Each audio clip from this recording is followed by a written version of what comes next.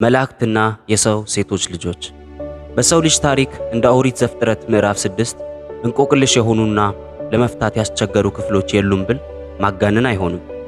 ይህም ክፍል በሰማይና በምድር መካከል ስለተፈጠረ አንድ አስደማሚ ነገር ይናገራል። እንዲህም ይላል፣ የእግዚአብሔር ልጆችም የሰው ሴቶች ልጆች መልካም እንደሆኑ አዩ፣ ከመረጧቸውም ሚስቶች ለራሳቸው ወሰዱ። በዚያም ወራት ኔፍሌም በምድር ላይ ነበሩ። ይህም ጥቅስ እስካሁን ድረስ የሰውን ልጅ አእምሮ ይፈትናል። እነዚህ የእግዚአብሔር ልጆች የተባሉት እነማን ናቸው? የሰማይ ቅዱሳን መላእክትስ ከሰው ልጆች ጋር ተራክቦ ፈጽመዋል ወይስ የጥንት ቅዱሳን የፈጸሙት ውድቀት ነው?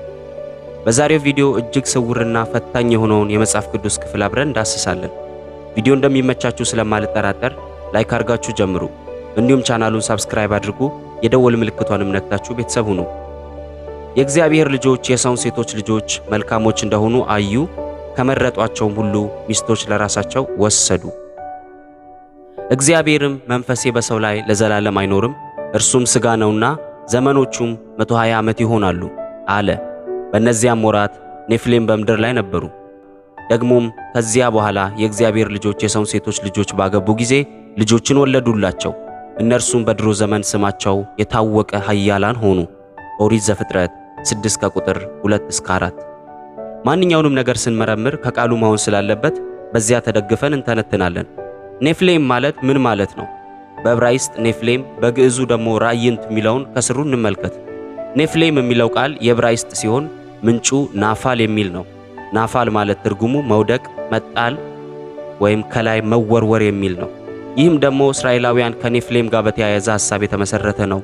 ይህም ኔፍሌም የሚለው ቃል ወደ እንግሊዘኛ ሲተረጎም ጂያንትስ ተብሎ ተተርጉሟል። እሱም ግዙፍ ማለት ነው።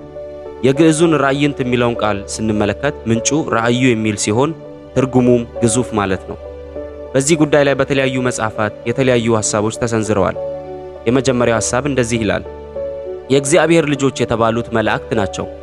የሰው ሴቶችንም ልጆች አይተው ወደ ምድር ወረዱ፣ ሥጋንም ተዋህዱ፣ ከሴቶች ጋር ጾታዊ ተራክቦንም ፈጸሙ፣ ልጆችንም ወለዱ። እነዚህም ልጆቻቸው ኔፍሌም ወይም ግዙፋን ተባሉ። እጅግ ረጃጅሞችም ሆኑ፣ ወላጆቻቸውንም በሉ፣ ትልቅ ጥፋትንም አደረሱ ይላል። ሁለተኛው ወገን ደግሞ ሐሳቦችን እንዲህ ያነሳል። የእግዚአብሔር ልጆች ተብለው የተጠቀሱት መላእክት ሳይሆኑ አዳምና ሔዋን በአቤል ምትክ የወለዱት ሴት የተባለው ልጆች ዘር ወይም ደቂቀ ሴት ናቸው።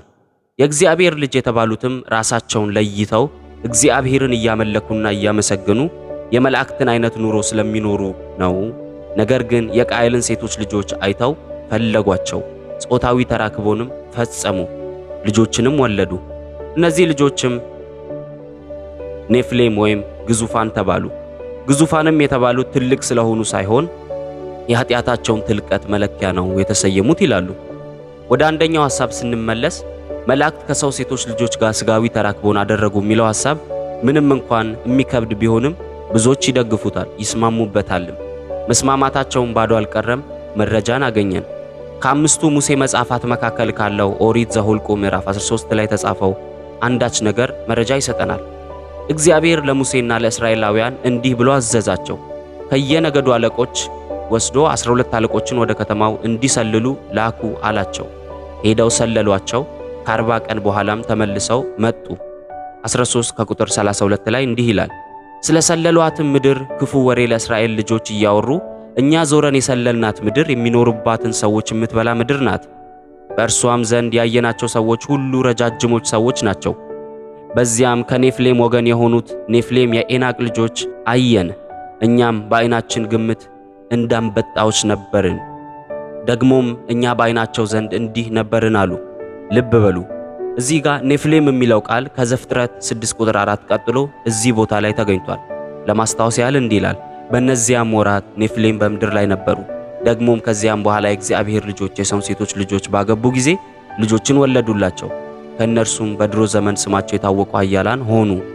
ማጠቃለያው ላይ ስንደርስ አብዛኞቹ ከተሰለፉት ሳልሆን አልቀረሁም፣ ምክንያቱም አሳማኝና መረጃ የተገኘለት መንገድ ነውና።